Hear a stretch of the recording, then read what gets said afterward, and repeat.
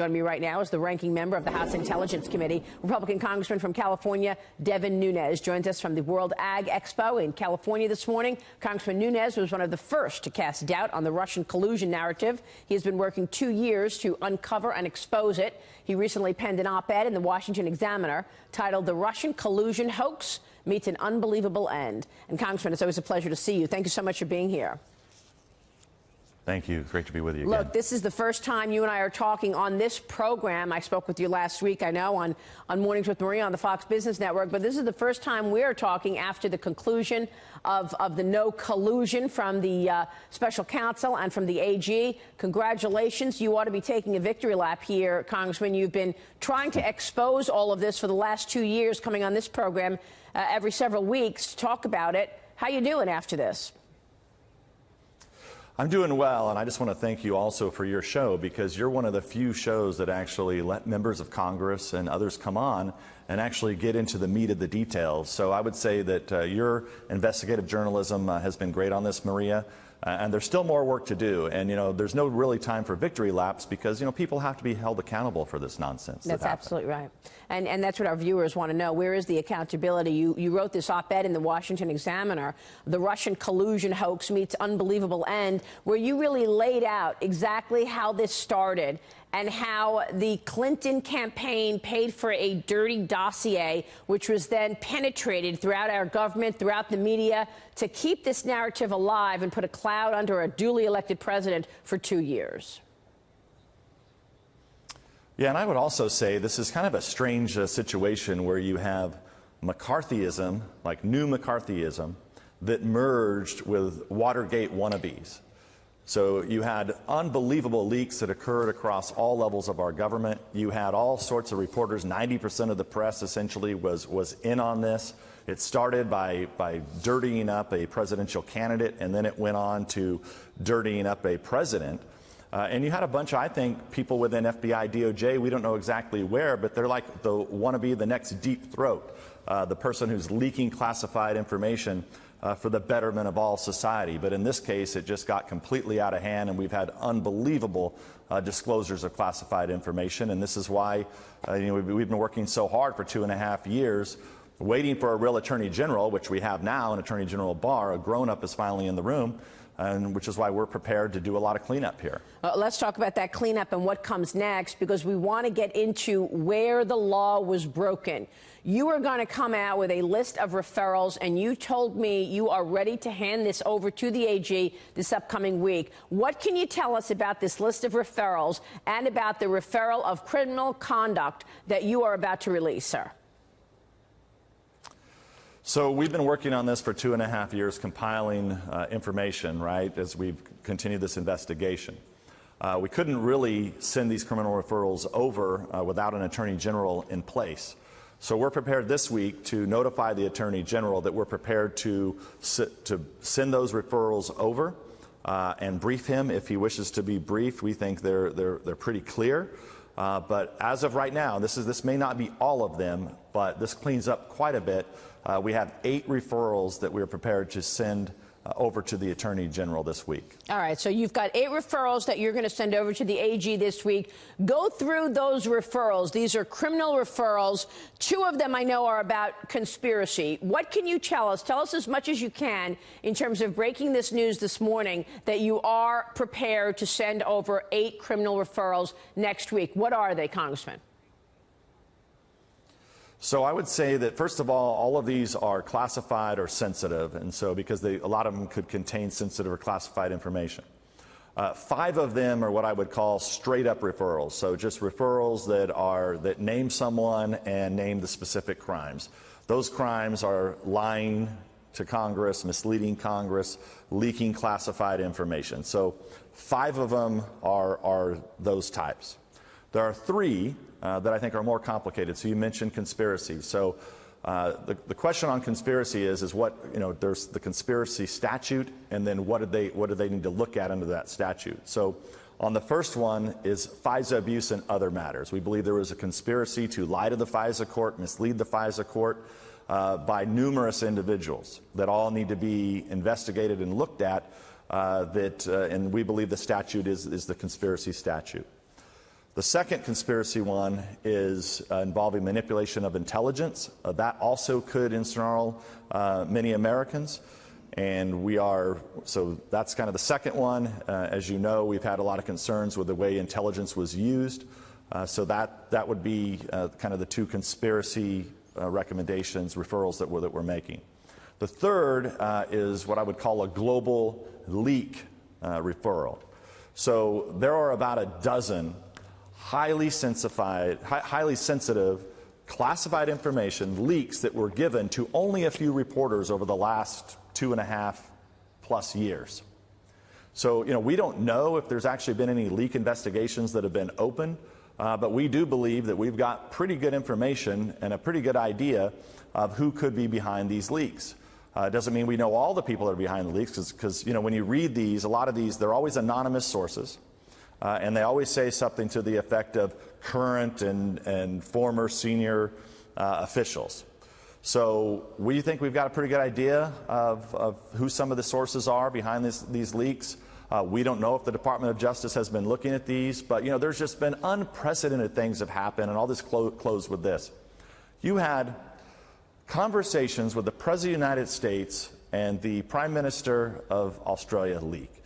You had leaks of the President Trump talking to the Mexican president leak. We all know the travesty of General Flynn. Nobody knows where those supposed transcripts came from. So those are just kind of three examples that are absolutely horrific. But there's things that are even worse that were leaked, and there's only a couple, 2 or 3 reporters involved in this, and so it wouldn't be hard to get to the bottom of.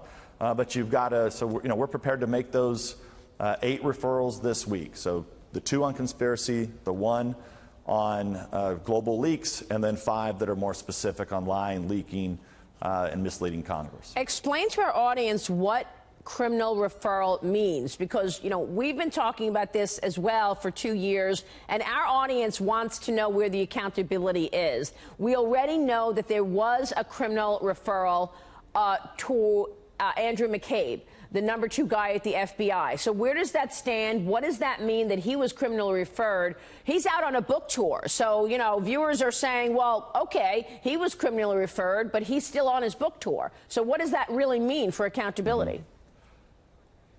I think it's a great question, because people get so frustrated. As I am all over, go around the United States of America and in my district, people are frustrated. They're like, why can't you do anything? People have to understand there's 3 branches of government. We're the legislative branch. We don't strap on guns and bring handcuffs out to the crime scene. All we can do is investigate. We can take information from folks. We can interview people. And as everyone knows, that's what we've been doing for 2.5 years. But we don't have the power to arrest or convict. So we have to take these criminal referrals to the Department of Justice with all the information, all the work that we've done. Ask the Department of Justice to take these up. And look, maybe the Department of Justice already has investigations open, and maybe they don't.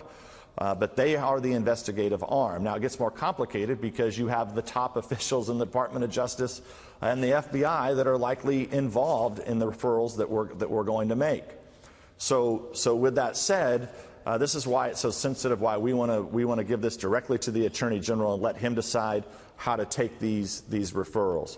Then at the same time, just because we have information and the executive branch decides to look at that information, all Americans have the right to a fair trial, and that goes to the judicial branch of our government. So I know it's frustrating, but we have 3 branches of government for a reason, and we have to work within those bounds of the Constitution. But you are an elected official. One would think an elected official sends over criminal referrals to the Attorney General. The AG will take it seriously and perhaps launch an investigation, criminal investigation.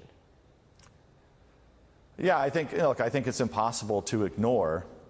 Some of these are very straight up. I mean, if they're busting people, if the Mueller team was busting people for lying to the FBI, I mean, there's some pretty simple times when people lied to Congress, misled Congress, for the sole purpose of obstructing our investigation. And remember, what we were trying to get to the bottom of, that was that the Department of Justice and the FBI and the Clinton campaign were essentially taking information from Russians You know, the very thing they were looking at the Trump campaign for. So I would be surprised if they don't take this up. Some of these up that are very just cut and dry, very simple, could be prosecuted in a short amount of time. How many people is this capturing? You've got 8 referrals. Several people lied to Congress. Several people also apparently misled the FISA court. And I want you to explain how they misled the FISA court. But first, tell us, how many people is this capturing? Can you give us any names on this list in terms of your referrals? Well, I'm not prepared to give any names, but I think most people that have followed Russiagate for a long time, they know a lot of the names. But there's 5 that are straight up, 5 names. Then there are, when you get to the leaks, we don't know. We think there's only a few people behind these leaks, but there could be multiple people. So on the leak, the global leak referral, there could be several individuals.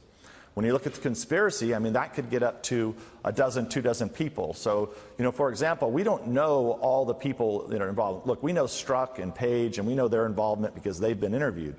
But, you know, there's other people that were above Strzok and below Strzok that have not been interviewed. So we don't know if they're involved in this conspiracy or not. But, you know, one of the things that has been great is we've had so many whistleblowers, so many people over the last 2.5 years that have come, great Americans who have come and said, look, this isn't right, and you guys have to get to the bottom of it. And it's been an unbelievable investigation that we've undertaken, but I think one that has been quite fruitful so that we can put the United States on the road to recovery to get over this manufactured hoax. Yeah, and manufactured is what you might call what John Brennan has been going along with for the last 2 years, calling the president treasonous. Is he on your list? I mean, John Brennan walking around with his CIA title, former director of the CIA, when he speaks, you sit up and listen, and for the last 2 years, he said the president committed treason. Yeah, well, look, what I would say about all of these former intelligence heads is that, you know, this is just not appropriate. I think at some point Congress is going to have to look at these laws and decide, you know, do we really want our former CIA director or DNI director going out publicly, going onto television, getting huge television contracts? I don't know. Maybe we need to look at how this is set up again, because it really puts somebody in a bind if they can be out there, puts Americans in a bind if they can say, I've seen the classified information, and I can tell you there may be a crime there. It's just not right. Congressman, you just broke news on the program that you are sending 8 criminal referrals to the AG next week. 3 of them around conspiracy, lying, leaking. Now, one of them, conspiracy to lie to the FISA court, Congressman. We had on your colleague, Jim Himes, recently, who kept pushing back, saying that there was absolutely no wrongdoing in front of the FISA court. And you say? Well, I don't really care what they say. I mean, they've lied multiple times to the American people. All you have to do is look at their phony memos. They've had the full support of the media, 90% of the media in this country. They all have egg on their face. And so the fact of the matter remains, is justice going to be served, or is justice going to be denied? And that's why we're sending over these criminal referrals. So, you know, there's so much left. Remember, the American people have only seen the pieces that have been declassified so far that we were luckily been able to make classified and let the American people know about how the FISA court was abused. There's still more information. I've said this before. This was their insurance policy. A lot of people think the insurance policy was just the overall investigation of the Trump campaign. It's actually much more conspiratorial than that. That's left behind there. There was exculpatory information. We've talked about it on your show many times. So, you know, look, Maria, if you take what the Democrats have said throughout the last 2.5 years, there's only one thing that you can be certain of, and that is whatever they tell you is wrong or a lie, or they actually mean the opposite. Should the Mueller report be made public, Congressman? Well, what I've said about the Mueller, I think I was one of the first members of Congress to actually say that the Mueller report should be made public, but not just the Mueller report. Because remember, many people that are on the team, the Mueller team, are involved in a lot of these conspiracies. Right? So you have the leader on the team, the deputy supposedly, and another top lawyer were both involved in the chain of custody of the Steele dossier, the Democratic Oppo Dirt. It is impossible for me to believe that those 2 lawyers, very smart lawyers, didn't know in the middle of 2016 that information was dirt coming from the Democrats. It's impossible. The other 2, you had 2 FBI agents, Strzok and Page, who were kicked off the Mueller team. So I want the underlying information because I think the indictments that were made by the Mueller team, I think some are very questionable. And I think there's pieces of them that always read like Russian spy novels. That was done on purpose to create a narrative to make the American people think, as they were indicting these people, that somehow this had to do with collusion between the Trump campaign and Russia. And so what do I want about the Mueller report? I don't care what's in the Mueller report. Matter of fact, I call it the Mueller dossier. Yeah. What I want is the information underlying the report so that we can actually look into it, because every time we peel back the onion in this case, what do we find? We find out that somehow high-level officials within the DOJ and FBI were misleading the American people and the courts. Yeah. Well, we're going to keep watching that. We want to find out how far up the chain it goes in the Obama Department of Justice and the Obama administration. Congressman, we'll keep fighting and looking for it. Thanks so much for joining us this morning. Thank you. Thanks.